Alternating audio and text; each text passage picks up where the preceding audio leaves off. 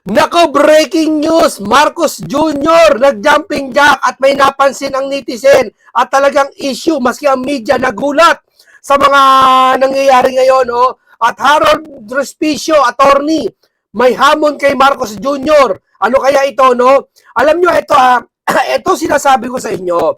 'Di ba? Paulit-ulit ako lang ang vlogger, yung iba nagsiswitch eh. 'Di ba? Ako ang vlogger na unang labas ng stage 4 cancer na 'yan. Ha? Unang labas niyan, sinabi ko sa inyo, hindi ko kiniklaim totoo 'yan.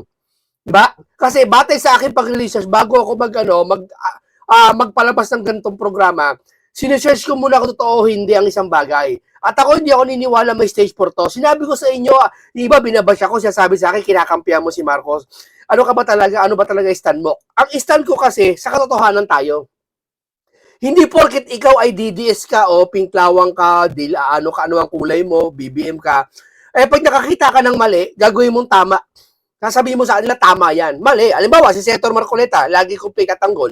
Pag ako nakakita ng mali kay Senator Marcoleta, sasawayin ko. Di ba? Pupunahin ko. Di ba? Hindi tayo dito parang kung kailan mo lang, alam mo yon, hindi tayo katulad ng pinklawan na iisa lang ang pinapaboran, di ba? Nagtatago tayo sa sariling interest natin. Hindi. Dito po, sinasabi natin yung katotohanan kasi pag ang pagsabi ng hindi katotohanan ay ikinapapahamak ng isa at ng napakaraming sambayan ng Pilipino. Katulad ng fake news na nangyari ngayon, di ba? Sinabi ko sa inyo, paulit-ulit, hindi totoo na may sakit si Junior na stage 4 cancer. Wala niyan. At sabi ko, malakas pa sa kalabaw itong si Marcos Jr. Sa kanyang kalusugan ngayon. No? Bagaman nahayag niya nakaraan may diverticulitis siya, ngayon nahayag na niya, magaling na siya. Yeah? Simple lang. Ano ba gusto ng taong bayan? Magpakita si Junior. Ito, nagpakita na siya. Okay na siya, nagpakita na siya sa atin. So, wala siyang sakit, sinabi niya, high blood lang, sa gout, nami-maintain naman yon. No, wala siyang malubang sakit na karamdaman na dinadala ngayon. Kinumprove niya, magaling na daw yung diverticulitis niya. Tapos, sa kanya galing mismo. Di ba? Wala lang pagkatalo. Yan sinasabi ko sa inyo, na huwag kayong kakagat sa mga fake news na kumakala. O ngayon, maraming kakasuhan. Di ba? Hindi po to, si Junior po, malusog po to. Ito po ay isang presidente kahit papano. Sa isang presidente, may sariling nurse yan, may sariling nutritionist yan, may sariling, tuwing umaga yan, maaari nag-exercise yan. Di ba? Requirement yan sa pagiging mataas na posisyon, lalo na pag pangulo ka, di ba? At sa sarili mo rin yan eh. Payo din sa'yo ng mga doktor mo yan, personal doktor mo, no? Yung doktor na yun, malamang bayad yun na mahal. Di ba? Ibig sabihin, papayuhan ka, mag-exercise ka, kumain ka ng ganito, bawal mo muna yung ganito. No? Talagang dito, makikita mo, walang sakit si Junior, sinabi ko sa inyo. So, anong ibig mo sabihin munting kaalaman? Ba't ito pitatanggol? Hindi ko pitatanggol. Sinasabi ko sa inyo ang katotohanan. Kasi pag pinilit nyo na si Junior may sakit, kayo mapapahama, kayo mapipake news. Yeah? O ngayon, madaming kinasuhan. O hindi napahamak kayo. Hindi kayo nakikinig sa akin eh. Di ba? Ang issue ngayon, hindi healthy Pangulo. Dahil yung health na personal ng Pangulo yung health niya. Di ba? Pero bagaman nasa Constitution, ipapaalam sa taong bayan kung ano yung sakit niya. Pero sa kanya na yun kung hindi niya paalam yun. Pero hindi yan ang issue. Ang issue ngayon, yung mali-mali ang pera. Di ba sabi niya, mahiya naman kayo. So, ibig sabihin, inuutusan niya tayo na para mag-imbestiga. Tama, Pangulo. Di ba? Ganon. Hindi issue ang health. Di ba? Lahat tayo may sakit eh. Maski ikaw nakikinig ngayon, may sakit ka. Di ba? Hindi issue health ngayon. Lalo sa buhay ngayon. Sala sa init, sala sa lamig. Ang daming mga chemical na kumakalat. Di ba? Hindi issue. Ang issue dito yung maleta. Dito tayo pumukus. Di ba? O, dito tayo nakapokus kasi ito yung napekto ng labis ang sambayan ng Pilipino. Okay lang mawala yung pera.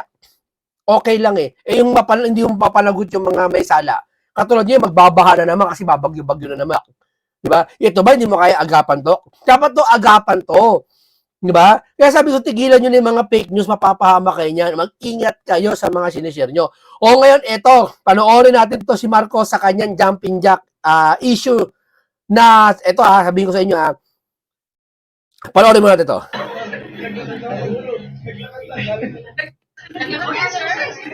Can you tell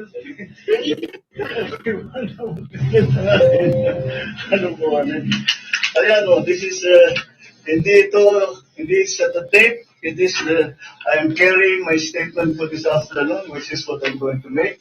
It is April 14, we're going to talk about the excise tax. So, Dito siya sabi nila April 4, April 13 kasi itong ni-live. Ngayon, April 14 yung sinabi. Mamaya papaliwanag natin kung bakit. this has been done today. And I challenge... Nagtataka iba, bakit April 13 niya yun, but April 14 yung sinasabi. Parang advance daw. Mamaya, hintayin nyo. Hintayin nyo, yan na naman kayo eh. Puro naman kayo hinala eh. Anyone who are saying that I am sick, that they come and exercise with me. We will see who is stronger. Come to the gym with me. Tingnan natin kung sino mas malakas magbuhat ng weight. Yun, nagamon siya. Kinagat ni Harold Respicio yung hamon niya na kung sino mas malakas mag-weight. Ganito yan ha. Sitong si Marco, may diverticulitis na karaan. Lahat ng tao naman tiyatamaan ng diverticulitis. Maliban na lang kung malubha.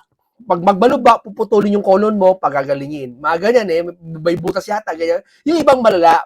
Pero yung ibang meron lang konti, siguro antibiotic lang, pahinga lang, kain ka ng gulay, tapos na. Diet lang, proper diet, okay na.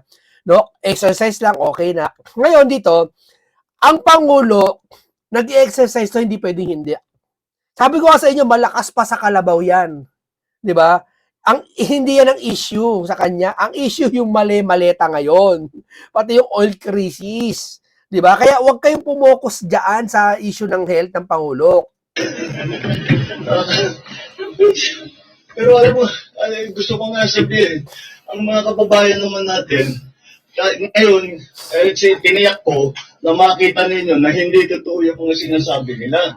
Na kasinungalingan yan. Tama, o sige, tama yan, kasinungalingan. Kaya mula ngayon, yung mga taong yan na nagsabi sa inyo na may sakit ako, na baldado na ako, okay. Alam ninyo, puro sinungaling yung mga yan. Okay, sinungaling, siyempre tama sinabi niya, sinungaling lahat yung mga yan kasi di ba sabi ko sa inyo, yung mga vlogger na mga sikat na nagsasabi may sakit daw to, kilala, ha? Mapadidis ba, mapapinklawan o namang kulay, fake news lahat yung sinabi ko sa inyo nakaraan. Ayaw nila maniwala na walang sakit ang Pangulo. Binabash nila ako. Sabi, kinakampihan ko si Marcos. Hindi ko kinakampihan. Ayoko lang kayo mapahamak. Lahat ng sasabihin ng mga yan, kasinungalingan. Yan. Hindi ako pabor sa sinasabi mo, Pangulo. Lahat ng sasabihin nila, puro kasinungalingan. Hindi po, yan ang hindi ako pabor sa'yo. Hindi mo kayang i-predict ang isang bagay o isang tao na mangyayari, paano gagawin niya sa susunod. Tandaan mo, hindi porket nagpakalat siya ng fake news para sa inyong kalusugan, lahat ng sasabihin niyan, peki na. Hindi ho kayo, Panginoon, para makapagsabi niyan na lahat ng gagawin ng mga yan ay peki na. Doon ako hindi pabor. Walang katwiran doon, Pangulo. Yun ako ha. Nakita mo, tinuturuan ko kayo paano mga twiran. Siguro talagang galit lang ang Pangulo sa ginawa sa kanya, maiintindihan mo rin. Kasi nga, pag health niya na yung pinag-uusapan, syempre sarili niya na yung pinag-uusapan, didepensahan niya rin yan. Hindi lang bilang Pangulo na, kumbaga bilang tao. Yun nakikita akong katwiran ha. Kaya huwag niyo nang paniwalaan kung sino man yung mga yun. Hindi, Pangulo, ganito kayan. Hindi ako maniniwala na pinagpapakalat sa inyo na may sakit kayo. Hindi ako naniniwala doon. Pero hindi po ako naniniwala doon sa sinasabi nyo na hindi ko na paniniwalaan yung mga kahit anong sasabihin ng mga yun. Kasi sabi nyo huwag na paniwalaan ng lahat ng sasabihin nun. Sinabi nyo lahat ng sasabihin nun. Hindi po pwede. Yeah? Hindi tayo ganon. Pag ako ba nagkamali ng fake news, lahat na sasabihin ko, hindi na totoo. Di ba? Ganun ba yon? Lahat ba na sasabihin ko, hindi na totoo? Hindi pa pwede yun. Now you know who the liars are and who is telling the truth. Saka, Pangulo, ito tama yung sinabi. Ito kitang-kita na natin siya ngayon. Nag-live na siya ngayon dyan, wala siyang sakit, nag-jumping jack, malakas, okay siya. So, ibig sabihin wala siyang sakit. Itigil nyo na yung kakapakalat nyo ng fake news. Kasi mapapahama kayo. Di ba? Hindi rin maganda na hilingin natin yung tao na mawala. Hindi rin maganda yun. No? Ngayon, payo ko ganito. Pero, Pangulo, ganito po. Sana sa susunod po, Pangulo, bilang public servant po kayo. Pangulo po kayo okay lang ba payo ko po sa inyo? Makinig po kayo. Hindi naman ako wala akong kwenta sa inyo ha. Mababang uri ako pero sana kahit konting payo na ng galing sa netizen katulad ko, makapakinig kayo. Sana po, Mr. Pangulo, nung alam nyo, alam kong fake news na yan eh. Yung sinasabi may sakit ka, hindi ako niniwala dyan eh. Pero sana man lang po, ako nga po hindi naman ako yung may katawan. Hindi naman po ako yung Pangulo. Yung unang lumabas na may stage 4 kayo, anong sinabi ko po? Walang sakit yan. Inunahan ko na yung taong bayan para bakit? Para hindi kumalat. Gets nyo? Dapat po sa inyo nang galing po yun na alam nyo, yung una pa lang, na alam nyo pakalat pa lang na may sakit kayo para hindi na may makasuhan o lumala pa ang sitwasyon na magkaroon ng pagkabahabahagi sa bayan ng Pilipino. Dapat unang araw pa lang na pagkakasabi na, bakit ano yan, bakit wala si Pangulo, bakit ganyan, nasaan ba? Parang fake news yung video, parang throwback. Dapat nagpakita na kayo sa kanyo ginawa yan, ganyan. Hindi man kayo nag-jumping jack, nagpakita kayo, nag-live kayo, para kasi sambayan ng Pilipino magsasuffer neto eh. Oo, hindi lang po kayo eh. Sambayan ng Pilipino, ano katunayan nagsasuffer ng ibang Pilipino? Yeah, maraming kakasuhan ng PCO, si Gomez, di ba? Marami na biktima, di ba? Kahit anong talino ng tao, boss, pag ang tukso nandiyan, hindi maiwasan eh. Halimbawa, ganito. Ako, nakita ko maraming bata naglalaro. Ang bata ay nasa 100. 100 yung bata. May alam akong balon doon na hindi alam ng bata. Yung balon na yon pwede silang malaglag. Pag naapakan nila yung trap doon, malalaglag sila sa balon. Gets? Ako alam ko may balon, halimbawa. Sasabihin ko ba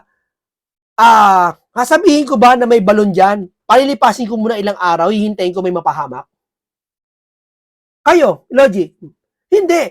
Basta pag unang araw pala nakita mo may mga bata naglalaro malapit sa balon na hindi nila alam, unang araw ipaalam mo na sa kanila, "Hoy, may balon diyan, huwag kayong maglaro diyan." Eh di wala mapapahamak, tama ho? Wala fake news.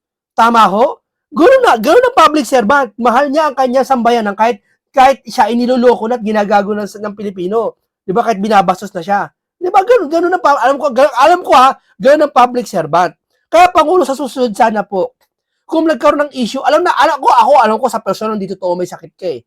Pero what if ibang tao nangangailangan ng kasagutan? Dapat binagbigyan nyo, hindi lang ngayon. Eh ngayon marami ng fake news na kumalat bago kayo nagpakita ng nag-jumping jack kayo, na malakas pala kayo. Di ba ba? Para bang lumalaba na napahamak muna sila bago nagsabi tayo ng bago tayo ipinaalam sa kanila okay tayo. Di ho ba? Di, sa akin lang dapat po sa susunod sana, mas maaga po tayo mag-announce o maglabas ng ganyan. Di, para wala namang pahamak. Kasi kawawa yung sambayan ng Pilipino kung lagi napipikto sila eh. Di, ako ganoon ako eh. Katulad yan, lumabas yung stage 4 cancer na chismis, ano sinabi ko? Hindi totoo yan. Bakit ko sinabi hindi totoo yan? Kasi alam ko may mapapahamak eh. Alam ko may kakagat eh. Sabi ko, huwag nyo kakagatin yan. Alamin nyo muna sa mga hindi bayarang mainstream media. Doon nyo alamin yan. Di ba? Ganoon. Kasi may concern ako sa Pilipino. Di ba? Dapat makita po sa atin bilang isang leader, may concern din po tayo. Na alam natin, magkakaroon ng pagkabahabagi, magkaroon ng massive fake news. Massive fake news yan lumabas na yan eh. Bili mo dami naniwala na stage 4, 10,000 share. Sabihin, pag sinare mo, may possible na naniwala ka. Pinaburan mo. Sinang-ayunan mo. Di ba? Tama? Kaya dapat sa susunod Pangulo, pag may kumakalat po na chismis, na alam natin hindi totoo, pwede tayo magsarili na rin na ipaalam sa kanila, sa lalong madaling panahon, ulitin ko, sa lalong madaling panahon, di ba? Hindi papalipasin natin 3 araw, 2 araw, ang 1 araw matagal na eh. Di ba? Pwede nang kumalat yung fake news, marami na makukulong eh, marami na makakasuhan eh. Di ho ba? Ganun ho yun. Public servant ho tayo, leader ho tayo, inaasahan ho tayo eh. Kaya nga lead eh. And once again, I think it's very... Hindi, ito, tutol ba kasi sinasabi ko? Galit ba ako sa Pangulo? Hindi ako galit sa Pangulo. Karapatan ko ba na magkaroon ng payo sa kanya? Karapatan natin. Public servant tayo eh. Di ba? May will tayo. Nasa demokrasyang bansa tayo. Di ba? Galit ba ako sa kanya? Asar ba ako sa kanya? Hindi. Nagsabi ako ng katotohanan. Very easy and very clear that iba kasi yung spokesperson nagsasalita eh, walang sakit ang Pangulo. Iba yung mismo may katawan. Di ho ba? Yun lang yun eh. Very, very good health. I just... malinaw very, very good health. Itigil nyo na yung kaka-fake news nyo sa kanya. wala kayong mapapala. Sabihin ko sa inyo, Pangulo, tumutulong ako sa iyo. Tutulungan kita na wag magpakalat ng fake news. Pero sana naman lang, tulungan nyo rin ang sambayan ng Pilipino doon sa sinabi nyo na mahiya naman kayo. Tumutulong din ho kami doon sa sinasabi nyo mahiya naman kayo. Sa mahiya naman kayo, ibig sabihin pinapakilos nyo lahat. Kayo nyo po ina-address yung mahiya naman kayo.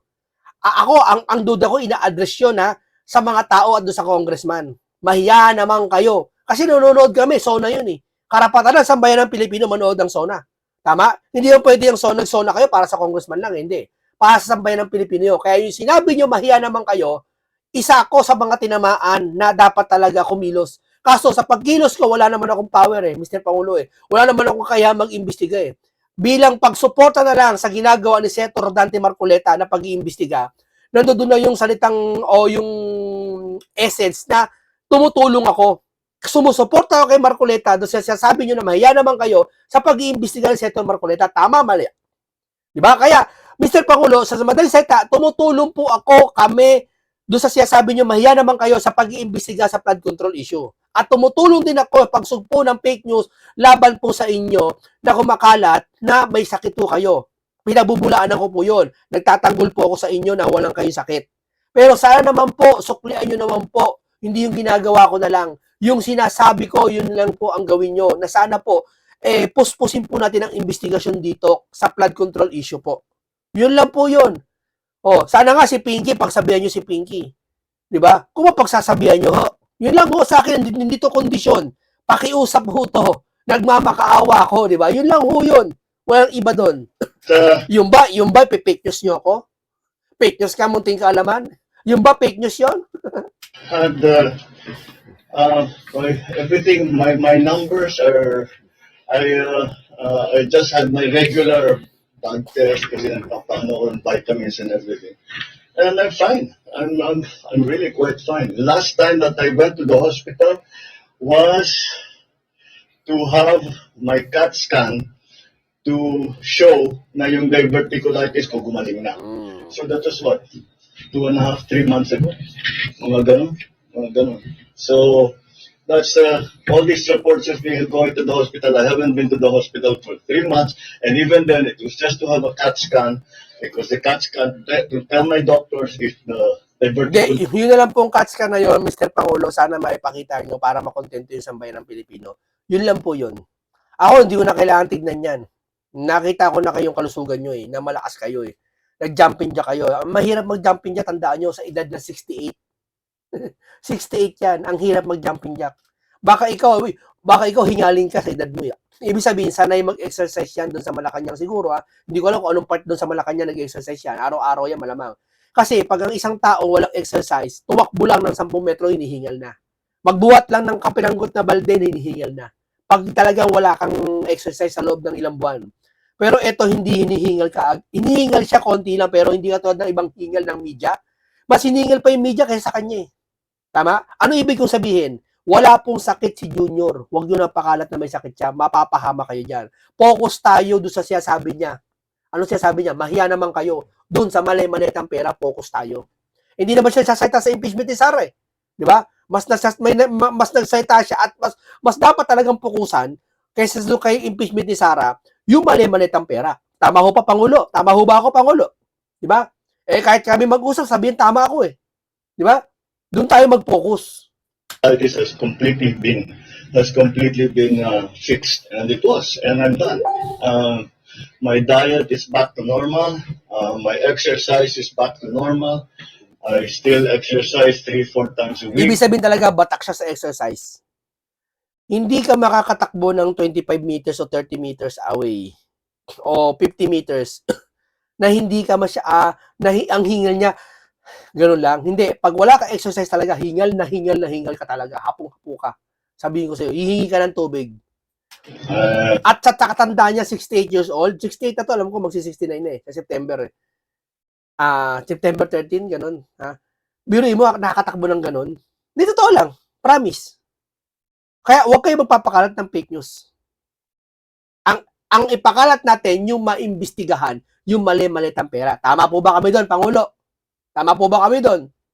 I'm watching my food better than before. But you know, so people. I'm sorry. Maintenance medicine for no. I have okay two. One for gout, which is allopurinol. Nung nasa lahi namin mga Ilocano, magka-gout eh. And what the other is for high blood pressure. Oh, may sakit siya dalawa. Sakit pa rin yung dalawa na yun eh.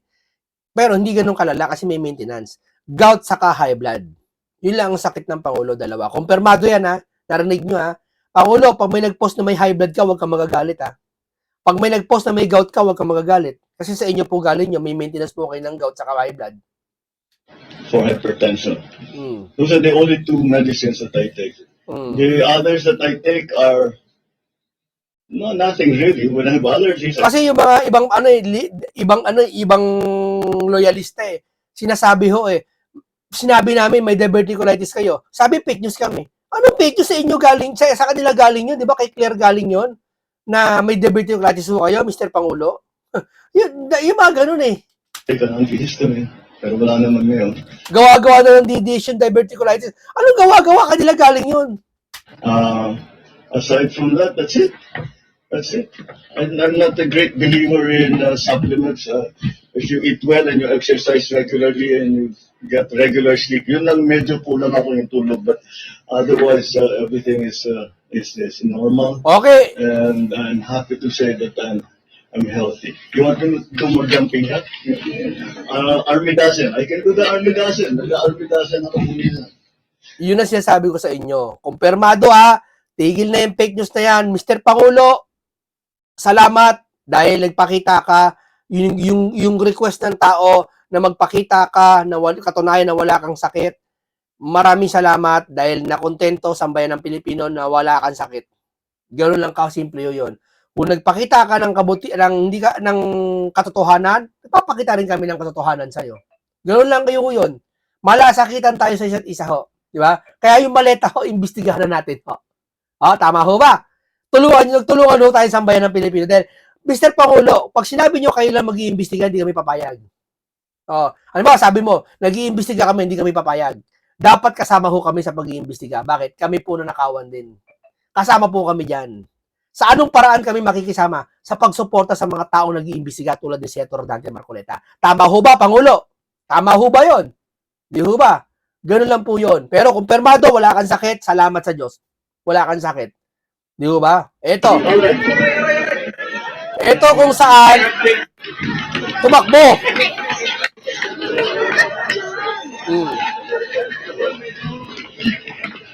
Tignan nyo ha, mas hinihingal yung reporter kaysa kay Pangulo. So, ibig sabihin, sanay ang Pangulo sa exercise na yan. So, kapag nag-exercise ka ng ganyan at hindi ka masyadong hinihingal, so, ibig sabihin, healthy ka. Sa edad mo 68, isabihin, kaya mo tumakbo, kaya mo tumalon-talon, jumping jack. Napakahirap na sa edad na 68, kahit kanino mo itanong. Ibig sabihin, walang sakit ang Pangulo. Kaya wag niyong ipapakalat na may sakit. Focus tayo dun sa maleta. Tama ho ba, Pangulo? Sa sinasabi ko. Di ba? Tama ho ba tayo?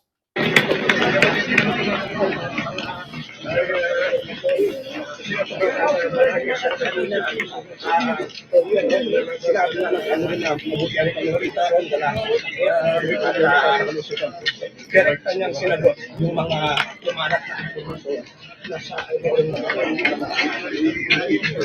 and that's daily, sir? No, I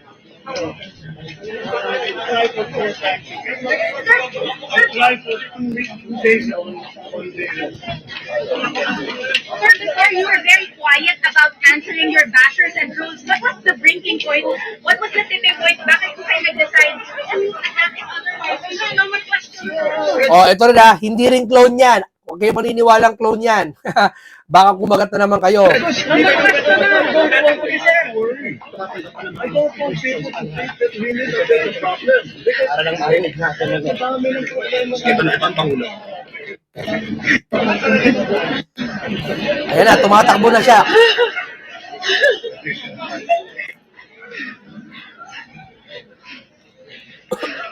Tama yung kamerang isang media hingal na pero yung Pangulo hindi pa. Ibig sabihin yung media mas bata yun ha. Yung Pangulo 68 years old tumatakbo. So anong ibig kong sabihin sa inyo? itigil nyo na yung pagpapakalat na may sakit. Kung sino man vlogger, kahit sikat pa yan, kahit DDS pa yan, o sino man pinklawan yan, kahit kapanalig nyo pa yan, minsan maniwala kayo sa isang vlogger tulad natin, ang inyong lingkod, na nagsasabi ng katotohanan, na baka mapahama kayo kapag niyo tinigilan yan. Huwag nyo na hungkatin, huwag nyo pangibabawi ng galit nyo sa Pangulo. Ha? Ako, hindi ako galit sa Pangulo. Ha? Ang sa akin lang, pinupuna ko lang siya sa mga pagkukulang niya. Diba? Yun ang stand ko. Diba? Kasi pag galit ka sa Pangulo, pag galit ka sa isang tao, lahat ng gagawin niya kahit tama, mali para sa'yo. At kapag mali para sa'yo at sa iba tama yon, ikaw lalabas na mali. Tandaan mo. Tinuturuan ko kayo sa lahat ng opisyal ng gobyerno. Di ba? Huwag nyo pangibabawi ng galit nyo kung kayo man. Dahil nawawala kayo sa focus nyo. Tandaan nyo yan. Ano nga, ma'am? Sa isang tao, ako kahit galit ako sa tao, galit ako. Ako, minsan galit ako kay Terililing eh. Galit ako dyan eh. Pero umahanga ako sa tapang niya. Mayroon ako nakikita sa kanyang kabutihan. Di ba? Iyan ang resulta kasi ng kababasa ng Biblia. Nagiging balance. Gets nyo? Hindi ka palalo. Yung lahat na lang palingin mo, lahat na lang mali para sa'yo. Wala lang tama sa paningin mo, mali yun. Walang ganun. Hindi ko na nahabol. Masiningil pa yung media, yung reporter kaysa kay BBM. Ano ibig ko sabihin? Kinakampihan ko ba siya? Hindi.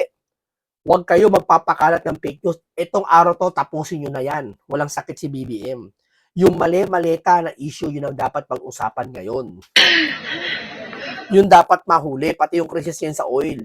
Yun ang dapat pagpukusan ng pansin kay Libiste na sinasabi niya tanggalin ng excise tax na ba yan? Tsaka yung VAT na yan, tanggalin.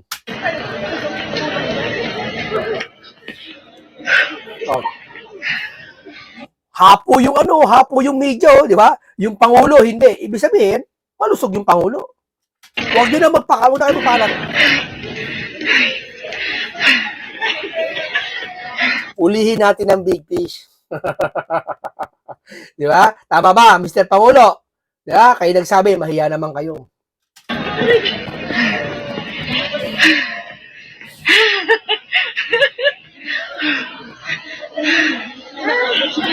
Masiningal siya kaysa kay Pangulo. Bata pa yan, ha? Live tayo ngayon dito sa Malakito. Mula dito sa Malacanang, in the heart of changing lives. Ako si Brigada Maricar Sargan. Challenge accepted. Ayan. Dito may hamon si Respicio na kasi sabi ni Pangulo, mag-exercise, sino ba yun parang gamon si Pangulo na mag-dumbbell tayo. Gusto mo, in-accept naman ito ni Respicio. I'm ready to go to the Malacanang today. Punta tayo sa gym, palakasan tayo ng buhat. Please, mag-follow through ka, okay? Ito naman, Harold Respicio, huwag mo nang hamunin na palakasan niya kasi mas malakas tayo. Una-una, bata pa tayo. Hindi, totoo lang Totoo lang. Baka mapahamak na naman kayo dyan. Diba? Si Kiko Barsaga, kinasuhan na, nakulong na. Diba? Baka naman yan, mapahamak ka dyan. Wag na. Tama na yun na ipaglaban natin, Harold Respicio, ipaglalaban natin dati. Wag mo nang pansinin yan, yung ahamo na yung Pangulo. Wag yan. Saka ito, yung sinasabi ko sa inyo, itong papel na to na sinasabi ko sa inyo, pakinggan nyo This afternoon, which is what I'm going to make. It is April 14. We're going to talk about the excise tax. So this has been done today. And I challenge anyone. Done today, sa April 14 yung excise tax. Hindi siya nagkamali ng date. Okay, papalin lang Okay, papalin lang. Totoo yan. Hindi yan AI. Hindi yan scripted. Maaari ko nagkamali sa paninig nyo, baka nagkamali lang Pangulo. Pero, ang pag-uusapan, 14, excess type, kinabukasan yon. Pero sabi niya today. Yan. Sabi, sa Bantay Seta, hindi siya nagkamali sa date. Malinaw Kinukurik ko kayo kasi baka mapahamak kayo. Pag pinansin niyo na naman yan, akala ko ba April 30 niya, bakit April 40 sinabi ng Pangulo? Fake news ka talaga, scripted kayo. Kakasuhan kayo niyan. Maniwala kayo, kakasuhan naman kayo ng Malacanang niyan, ng PCO, na nagpe-fake news kayo. Kaya nandito ako, ginagamot ko na kayo, tigil nyo na yan. Wala yan. Normal lang na sinabi niya yan. Hindi yan fake news, totoo yan. Yun lang yun. Ika nga paniwalaan nyo sila ngayon. Yun lang yun. Di ba? Paniwalaan nyo sila, yung sinasabi nila. Pero sa susunod na araw, siyempre, bantayan natin, baka magsinungaling. Di ba? Yun lang yun. Hindi naman tayo perfecto . Challenge accepted, sir. Kapag yan ang ginawa mo, mamahalin ka ulit ng Pilipinas. Ginawa mo ngayong araw na ito, maging consistent ka. Maging consistent kang magpakita sa taong bayan, mag-exercise tayo kada umaga, at gumawa ka ng maraming bagay araw-araw para iligtas mo kami sa krisis na ito at tuparin Hindi, tama yun. Kasi doon sa part na sinasabi niya na magpakita araw-araw, tama yun.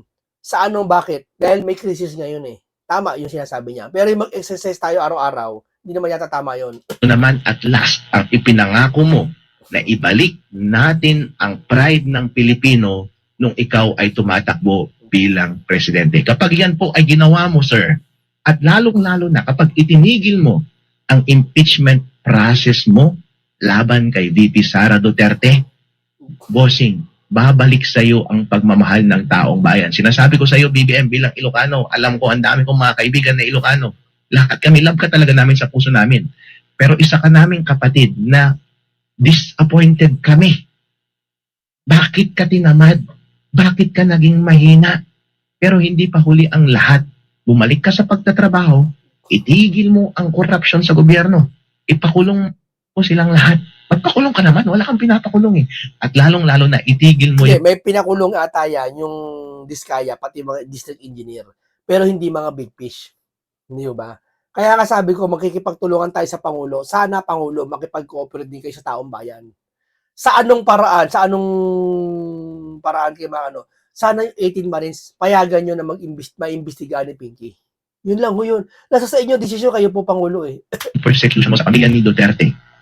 Pabayaan mong tumakbo si VP Sara bilang presidente at huwag mong ituloy ang impeachment. Babalik ang pagmamahal namin sa iyo at malay mo magiging magkabati kayo ni VP Sara at hindi ka na hahabulin at ang iyong pamilya at ang iyong mga kaibigan kapag siya ay naging presidente ng Pilipinas. Opo. Nung una, siya po ang hinahamon, lalo na nung nabanggit din ng kanyang kapatid, no? Yung sinasabing, naging user daw, no? Hinamon siya na magpa-hair follicle drug test at kung ano-ano pa, tinawanan niya lang ito. Ngayon, siya naman ang naghamon po. Sabi niya rito, I challenge anyone who are saying that I am sick, that they come and exercise with me. We will see who is stronger. You come to the gym with me, tingnan natin kung sino mas malakas magbuhat ng weights. Ano po ang masasabi niyo rito? Baka kakainin na naman yung kanyang sinabi kasi yung hamon niya namin hindi mo nga nagawa. Para mga ganun po, attorney. President Ferdinand Bongbong Marcos Jr., challenge accepted. I'm ready to go to the Malacanang today. Punta tayo sa gym, palakasan tayo ng buhat. Ito po yung biceps ko, pinapakita ko na sa inyo. Alright? Alright, yeah, buddy.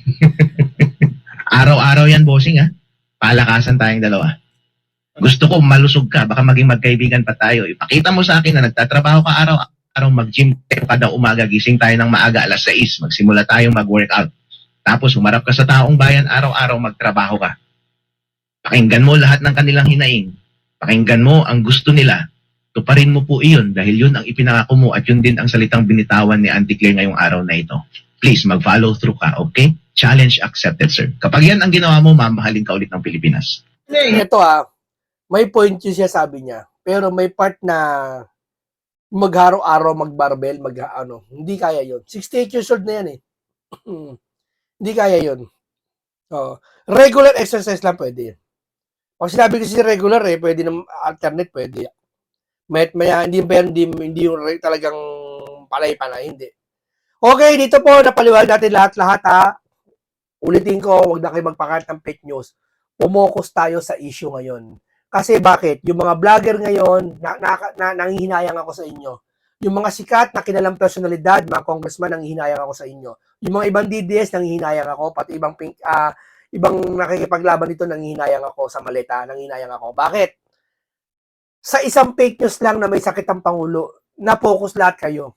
Yung pagdanasan nyo, gusto mawala ang Pangulo. Talagang pinush nyo na may sakit siya kahit wala naman. Di ba? Ang nangyayari, kayo ang nabiktima. Yung naratibo ng lahat na gusto mapusugpo kung sino big fish na maleta, nawala na yon. Hindi sila ang nagtanggal, kayo ang nagtatanggal. 'Di ba? Pagkasabihan ko kayo mga DDS at mga iba pa mga regular na tao, huwag niyong pabayaan na kayo alipinin ng fake news. Maging mapagmasid kayo, maging matalino kayo. Di ba? Ayan, kayo nagtatanggal na para ang maleta hindi pag-usapan. Sa anong paraan? Sa pamamagitan ng paniniwala nyo at pagpapakalat nyo at pagsasakay nyo na may sakit si Junior. Kahit wala naman. Nadimanda na kayo, nakasuhan na kayo, yung flood control issue na takpan pa. Tama, mali. Di ba? Tama? Kaya walang sakit yung mama na si Junior. Pumokus tayo sa tulad na sinasabi ni Junior. Alin yon? Etong krisis at yung mahiya naman kayo, yung essence na kumilos para matuklasan natin kung sino ang nasa mali-mali ang nasa likod niyan. Tama? Maraming salamat. Mabuhay lahat kayo. Ingat lagi kayo. Paalam po sa inyong lahat.